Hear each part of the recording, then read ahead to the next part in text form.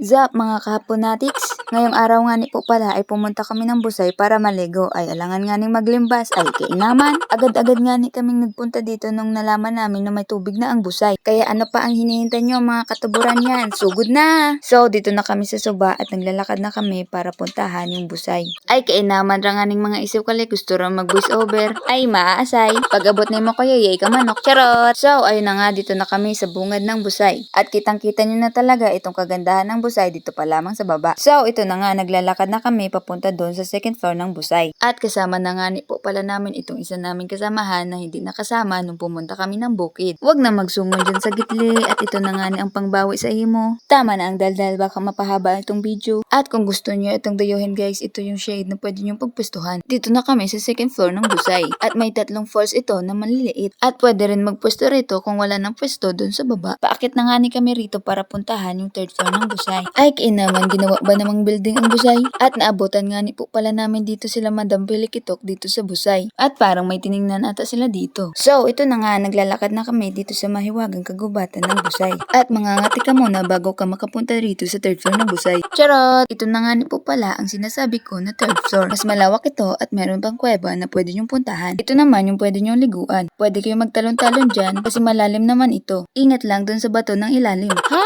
Ano daw? Ingat lang dun sa bato sa ilalim ng tubig. Yun, nadali ko. At dito na nga ni po pala kami sa loob ng kuweba. Mabibingi ka na lang talaga sa sobrang lakas ng agos ng tubig dito. So, itong 3 naman gusto na nga ni maligo. Dahil sandali lang naman kami dito. Baka maabutan kami ng baha at mapunta kami sa Encantadia nang wala sa oras. Ay, kinaman. At nagpicture-picture na nga ni sila dito. Ay, hindi talaga mawala ang picturean kapag ganito ang pupuntahan. Full storage na naman ang mga cellphone ng mga layasan. May pasayaw-sayaw pa nga ning nalalaman dyan si Harvey. Siguro masaya ito dahil nakasama na siya. At nag-backdive na nga ni itong si Dodoy. Huwag kayong mag-alala kahit malalim yan, marunong naman sila lumangoy. At lumipat siya dito sa mataas na bato para dito naman tumalon. Sanay na rin siyang tumalon dito dahil parati naman silang pumupunta dito. Kaya alam niya kung saan yung safe na pwedeng talunan. Kaya kung ikaw ay dayo o hindi pa nakatalon dito guys, huwag nyo nang subukan baka kasi mapunta sa disgrasya ang pagpunta nyo dito. At ito namang dalawa ay sa gilid lang naliligo dahil hindi pa naman sila sanay. So, dito naman tayo. Ano na naman kaya ang ginagawa ko dyan, guys? Ganyan ginagawa ko kapag gusto kong masali sa video. Hindi pa kasi sila magaling mag-video kaya ako muna. Dahil pag sila ang nag-video, daig pa ang may lindol sa sobrang galaw. Ay kainaman. Ay hindi na nga ni matapos-tapos ang picturean namin dito. Parang hindi na nga ni nagsasawa. Ay kainaman talaga. Buti na lang mahabang pasensya nitong aming photographer. At pinicturean na nga namin silang 3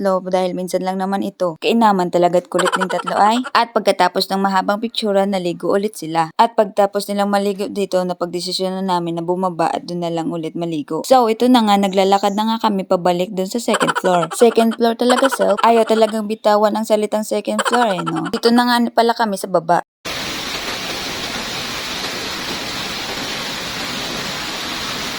Diba narinig nyo naman yung sobrang lakas ng agos ng tubig? Talagang mapapasarap ligo mo pag ganyan. Dito nga ni po pala kami nagpwesto sa may puno para malilim. At naligo na nga sila dito sa may falls na napakalakas ang agos. Maganda pala magpamassage dito. Talagang tanggal ang back pain mo dito. Libre na nga, marirelax ka pa. Kaya ano pang hinihintay mo? Dayuhin mo na. At ang dala nga ni po pala naming baon ay mangga lang. Kasi nga hindi nga ni kami magatagal dito. Maganda talagang maligo dito sa Busay, napakalamig. Kahit na bandang tanghali na kayo pumunta. Kung gusto niyo naman ng sobrang lamig, pumunta kayo ng bandang mga alas 7. At doon naman sa mga taong pumupunta dito na may dalang mga pagkain at alak, sana naman po huwag niyo namang iwan yung mga kalat niyo dyan sa mga bato. Maging responsable naman kayo. Panatilihin nating malinis ang Busay. Kainaman parang hindi nagriduan ay. So, balik na tayo dito sa mga kaganapan namin dito sa Busay. May naspatanan naman lunatic dito sa pamilyang ito. Charot! Napakasweet talaga nila sa isa't isa ano. Tulong-tulong sila para kunin yung mga libag sa kanilang mga katawan. Ay inaman talaga. At pagkatapos nila mag one for all for one dyan, bumalik na ulit sila sa tubig para maligo ulit. Ay tama, tanggal libag ina. At pagkatapos naming maligo, napagdesisyonan na namin na umuwi na. Dahil mga alas 11 na rin ito at nakakaramdam na rin kami ng gutom. At inayos na namin ang mga gamit namin para makauwi na rin kami. At ito nga ni si Carl nung problema pa dun sa camera niya dahil nabasa niya yung takip nito at ayaw pa nga niya magpa-video dito. Mahihain kasi siya mga guys. At habang pauwi na kami nito, naabutan pa namin sila Kuya Renel dito sa Busay. Pumunta ata sila dito para magtrabaho o para mag-outing. At pagkatapos namin mag-usap-usap, nagpaalam na rin kami para umuwi na. So ito na nga ni malapit na kami dun sa pinarkangan namin ng motor. At hanggang dito na lang tayo guys. Avisala maeste, bye bye, love you!